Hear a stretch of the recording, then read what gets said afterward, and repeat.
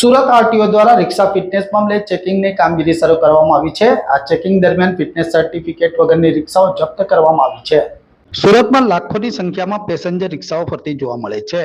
આ તમામ રિક્ષા ચાલકો આડેધડ રિક્ષા અંકારવા સાથે આરટીઓના નિયમ વિરુદ્ધ રિક્ષા અંકારતા હોવાની બૂમ ઉઠવા પામી હતી, જેથી સુરત આરટીઓ મોડે જાગી ચેકિંગ કરવા રોડ પર ઉતરી પડી હતી। ખાસ કરીને સુરત આરટીઓ દ્વારા રિક્ષા ફિટનેસને લઈ 15 દિવસ ચેકિંગ કરવાની કામગીરી શરૂ કરવામાં આવી છે।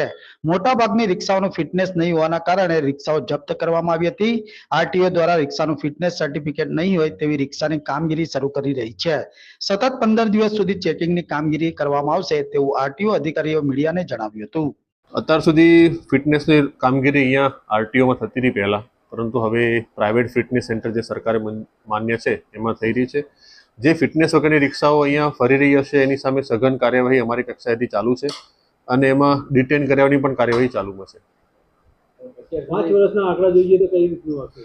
5 વર્ષના આંકડામાં તમને બતાવું તો એમાં લગભગ 19,903 જેવી રિક્ષાઓના ફિટનેસ એક્સપાયર થયેલા હતા અને એમાંથી 12,000 જેવી રિક્ષાઓના ફિટનેસ થયેલા હતા। આમાંથી જે રિક્ષાઓ છે એના વિરુદ્ધ હવે શું કાર્યવાહી કરવામાં આવી છેલ્લા 6 મહિનામાં? એમાં અત્યાર સુધીમાં લગભગ 45થી વધારે રિક્ષાઓનું ડિટેન્શન થયું છે અને વધારે હમણાં સઘન કામગીરી અત્યારે અમારા ઇન્સ્પેક્ટરશ્રી દ્વારા ચાલુમાં છે।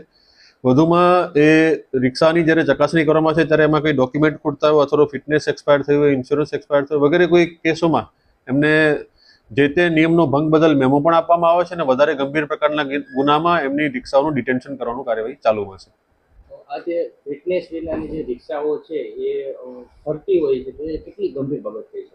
એ ખૂબ ગંભીર બાબત છે। એને ધ્યાને લઈને જ અત્રેની કચેરી દ્વારા એનામાં ખૂબ ગંભીર કાર્યવાહી કરવામાં આવી રહી છે।